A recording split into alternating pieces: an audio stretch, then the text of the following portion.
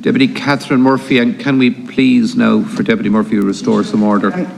What do you have to say to workers and their families today who are desperately trying to save to buy their own home? You can hardly tell them to stop complaining or to shop around. Cuckoo funds are outbidding household buyers by as much as 32%, paying on average €105,000 euros per property, more than a household buyer. Ordinary workers can shop around for an eternity, but increasingly they feel that they're chasing shadows. They'll never be able to outbid the cuckoo funds that are swooping in and snatching the homes that they hope to buy. This is not just happening in the build-to-rent sector, the sector designed specifically by government to be bought exclusively by cuckoo funds. Last year, these funds spent €2.27 billion acquiring nearly 5,000 properties for use in the private rental sector. In some cases, Taoiseach, they're buying these homes and leasing them back to local authorities who reward them with guaranteed extortionate rents, in some cases for up to 25 years before they get the keys back, the cuckoo funds that is. Again, this has been deliberately facilitated by government policy. You voted to slash the stamp duty for cuckoo funds if they leased the homes back to local authorities.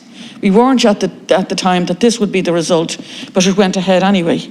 The head of research of BNP Paribas Real Estate, John McCarthy, has explained further. Cuckoo funds, he says, believe rents will be underpinned by existing market imbalances and Ireland's demographic potential, unquote. In other words, the rental market is so utterly broken and dysfunctional that these funds don't believe that sky-high rents are going to come down anytime soon. And Ireland has a young population who are going to be condemned to continue to pay crippling rents for the foreseeable future.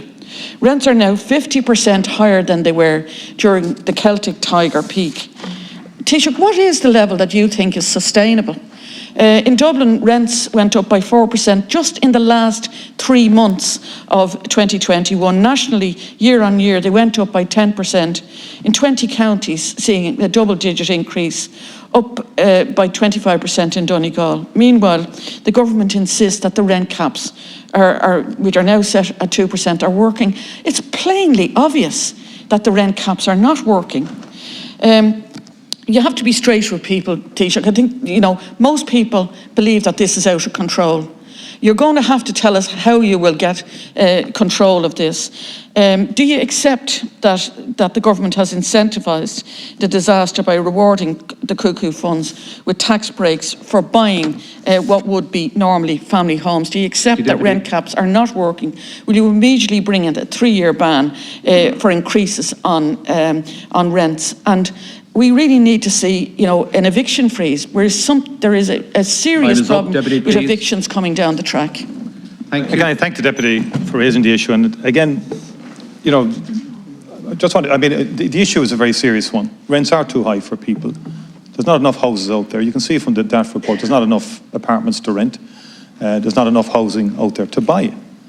And the whole purpose of the government policy over the last 12 months and since we came to office, has been to dramatically increase the supply of housing. Now, 31,000 starts happened in 2021.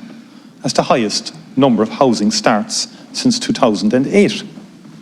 Now, we're going to continue with that acceleration of house building, if we're allowed, and if people just remove the obstacles and allow us to get housing and apartments built. Now, we're going to have to build different types. There will be a very large public housing programme. Over 10,300 on average is what we want as part of that 33,000 overall houses to be built every year. We want to get up to that 33,000. Supply is key here. We can make as much, people can rightly sort of raise the issue and so on like that, but equally we need solutions. I'm talking now in terms of solutions around supply and the type of housing we provide and to enable people to be able to afford housing. Cost rental is one of those models that's developing and is in its infancy in this country. I predict cost rental, which can offer very substantial rent reductions below the market, to accelerate and to be enhanced due to government efforts working with local authorities and others. Social housing is going to increase year by year. Direct bills I'm talking about now, we're phasing out the leasing. Direct bills on an unprecedented stage. And also then there's 4,000 plus in terms of affordable houses. But that's what the state can do. But the private sector will be involved as well and will be providing housing and apartments also, as has always been the case. And the one thing we cannot do is inhibit supply. You know, it's easy to be political about this, I understand it fully, and I have no issue with it. But I've got to make sure we do the right policies for the long haul here. I can't we cannot develop housing policy for the next election as to who wins it or who doesn't. We have to now get a consistent housing policy that lasts the decade, that brings stability to the market. The market isn't right now. The rents are too high. But a lot of thought has gone into this from people just outside of politicians in terms of what we need to do. I believe in strong social housing program, and it's happening now.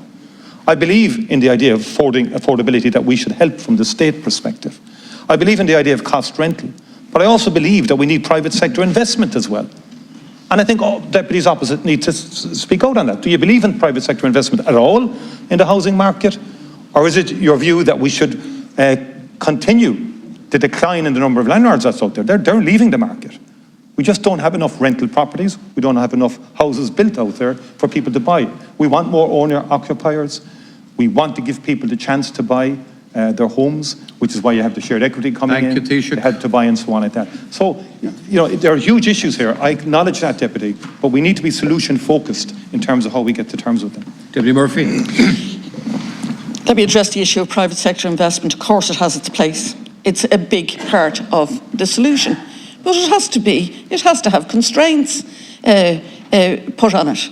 And you've talked to a lot of people in terms of in terms of designing the solution.